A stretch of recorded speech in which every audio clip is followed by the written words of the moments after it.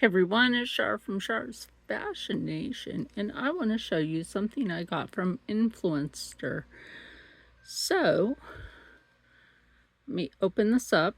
So, for those of you over on YouTube, Instagram, and all the other social medias, know that I do a lot of my own clothing. So, I have seen this with a bunch of my friends that do seamstress work like myself. Now, when you're doing sewing, you need your sewing gauge and you also need a tailor's pencil like this one. Tailor's chalk comes in handy with a lot of sewing projects.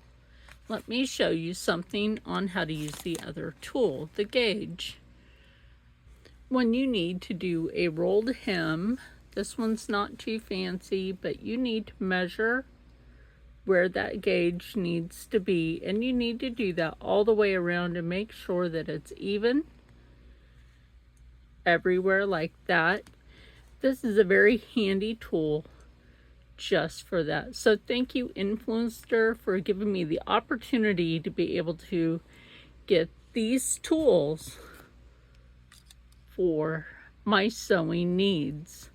So remember everyone, you can influence your own life with Influenster.